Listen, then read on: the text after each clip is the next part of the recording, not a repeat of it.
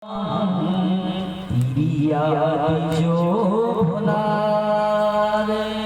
मुझे सुख की कामना नहीं है गोविंद, क्योंकि मैं जानती हूं कि आपकी विस्मृति हो जाना, आपका विस्मरण हो जाना सबसे बड़ा दुख है।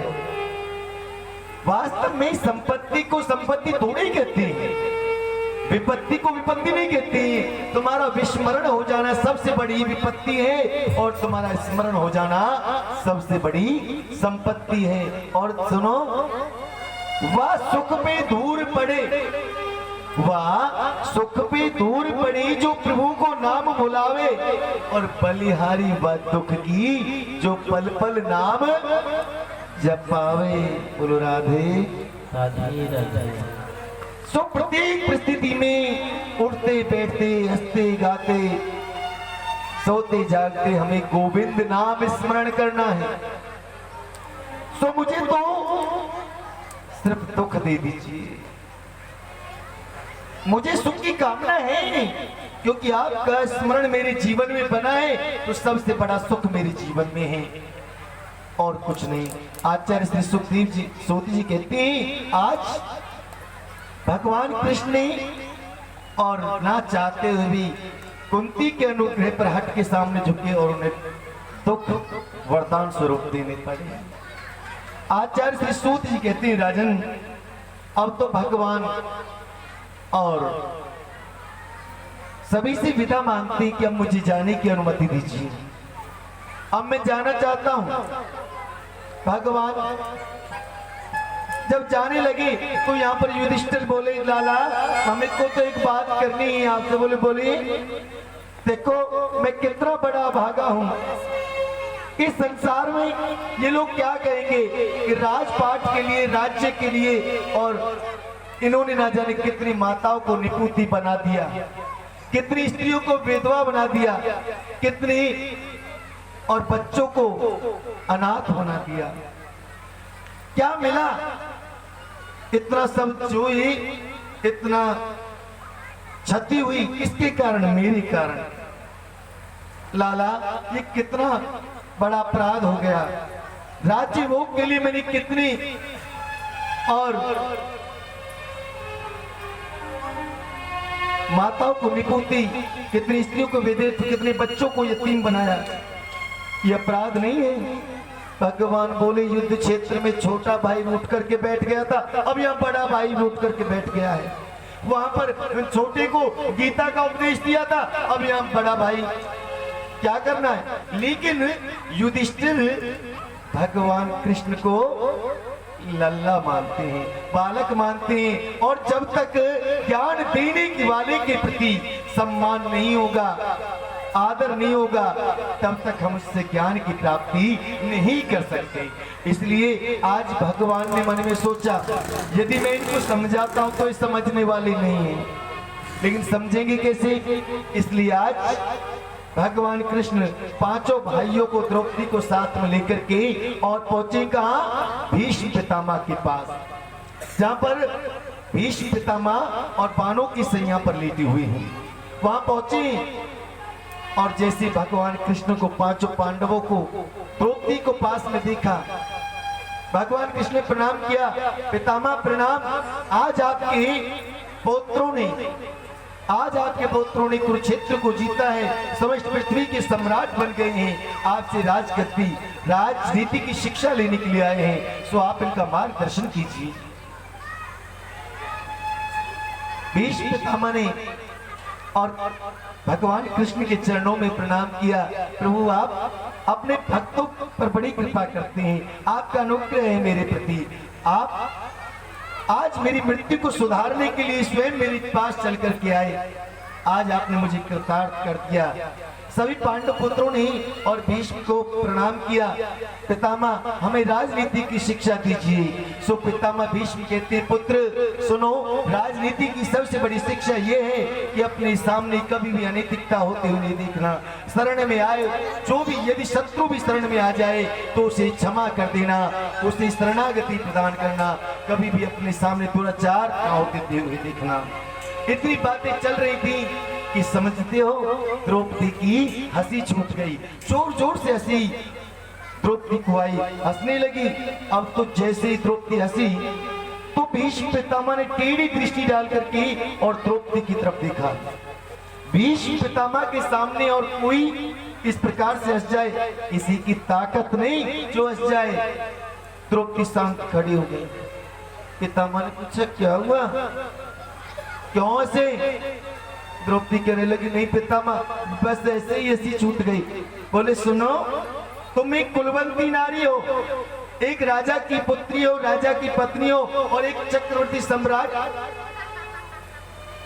की पत्नी। कुलवंती नारी बिना कारण की कभी हंसती नहीं। बोलो बोलो क्या बात है, क्यों हंसी? ये हंसी क्यों आई पुत्री तुम्हें? द्रौपदी कहने लगी आज बड़ी राजनीति की शिक्षा दे रहे हो, आज कहते हो अपने सामने और किसी पर अत्याचार होते हुए नहीं देखना। सुनो पितामह, क्या ये सब काम आपने अपनी आंखों से होते हुए नहीं देखा? कुरु सभा के अंदर मेरा प्रश्न पहले ये है कि जब कुरु सभा के अंदर, उस राजसभा के अंदर पांडव अपने आप को जुए में पहले हार गए थे, तो उन्हें किसने अधिकार दिया कि वो मुझे जुए में लगा दें? जुए में मुझे दांव पर लगाने का अधिकार किसने दिया जो अपने आप को हार गए? तो दूसरा, दुशासन जब मेरे केशों को पकड़ करके मुझे राज्यसभा के अंदर लेकर के आया, मेरा चीर हरण करने लगा, तो समस्त उस राज्यसभा में सबसे बड़े उच्चासन पर आप बैठे हुए थे और आपके होते हुए दुशासन की हिम्मत नहीं थी कि वो मेरे चीर को हाथ लगा दे। क्या ये सब आपने होते हुए नहीं देखा? क्या ये अत्याचार आपने अपनी आंखों से होते हुए नहीं देखा पितामह? आज राजगद्दी की शिक्षा, आज राजनीति की शिक्षा देते हो, अपने सामने अत्याचार होते हुए नहीं देखना, दुराचार होते हुए नहीं देखना। ये सब आपने अपनी आंखों से देखा कि नहीं देखा? सत्य कहती हो पुत्री, बेटी तुम जानती हो मुझे अपने पिछले 124 जन्मों की याद है। मैंने कोई भी गलत कार्य, कोई पाप कर्म अपने पिछले 124 जन्मों में नहीं किया थे बेटी। मैंने दुर्योधन का दूषित अन्न खाया, जिसके कारण और अपने जीवन में वही एक अपराध मैंने किया कि मैंने अपने नेत्रों के सम्मुख अत्याचार, दुराचार होते हुए देखा। और सुनो, तुम जानती हो कि तुम्हारे पति ने मेरे शरीर में कितने बाण मारे हैं, इतने बाण मारे हैं कि 100 बिच्छू भी यदि डंक मारे ना उतनी वेदना नहीं होती, उससे कई 10 गुना वेदना मेरे हृदय को होती है, मेरे शरीर को होती है। रक्त का एक एक कण मेरे शरीर से निकल चुका है क्योंकि मैंने दुर्योधन का दूषित अन्न खाया था। और उसी एक अपराध के कारण 54 दिनों से मैं इस बाणों की शैया पर लेटा हुआ हूं। पुत्री, मुझे ना अमरता का वरदान, मुझे इच्छा मृत्यु का वरदान है। तुम्हारे पति का क्या सामर्थ्य जो मुझ पर और विजय प्राप्त कर जाए? कोई भी मुझ पर विजय प्राप्त नहीं कर सकता।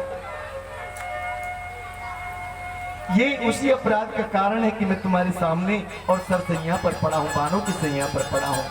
आज द्रौपदी हाथ जोड़ करके चरणों में गिर पड़ी। पितामह, आपके मन को कष्ट पहुंचाने का मेरा कोई प्रयोजन नहीं था, चरणों में गिर पड़ी, मुझे क्षमा कर दीजिए।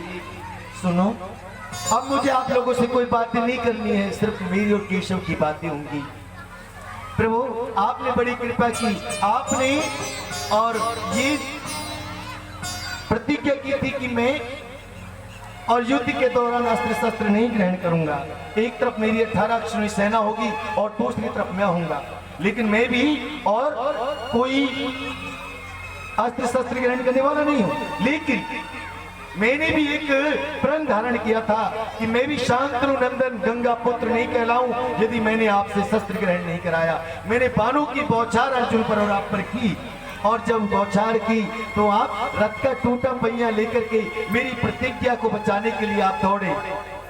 और उस समय आपकी दिव्य झांकी ऐसी लगती थी जैसे कि एक शेर एक शियार को मारने के लिए जा रहा हो। आपका अंगवस्त्र पृथ्वी पर गिरा प्रभु तो पृथ्वी कांपने लगी। कि यदि भगवान ही अपनी प्रतिज्ञा तोड़ देंगे तो इन साधारण मनुष्यों का क्या होगा, इनका क्या होगा? कुछ नहीं होगा। तो भगवान ने अपना हाथ रखते हुए कहा, देवी तुम्हें चिंता करने की जरूरत नहीं, मैंने भक्त के वचनों की लाज रखने के लिए, भक्त की प्रतिज्ञा को बचाने के लिए अपनी प्रतिज्ञा तोड़ी है। प्रभु आप भक्तों के वचनों की लाज रखने वाले हो, अपने भक्तों का मान बढ़ाने वाले हो। आज मेरी आपसे एक और प्रार्थना है। बोले क्या? मेरी आपसे एक प्रार्थना है कि प्रभु इतनी कृपा कर दो कि मेरी एक पुत्री है, मेरी बेटी है।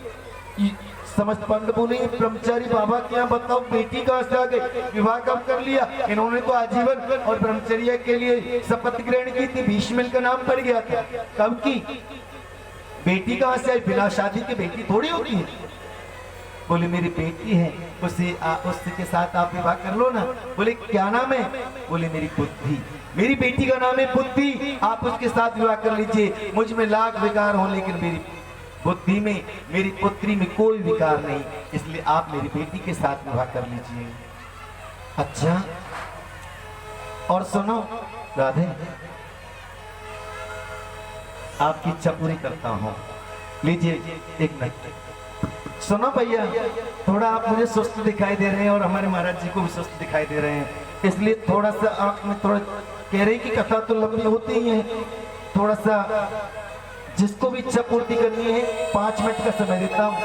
और सुनो भैया, इसका टोना जब चलता है ना तो इस पर तो टोना, और कोई ना कोई इसका टोना जब तुम पे चले तो अपना रंग जमा दे अच्छे से। सामिरी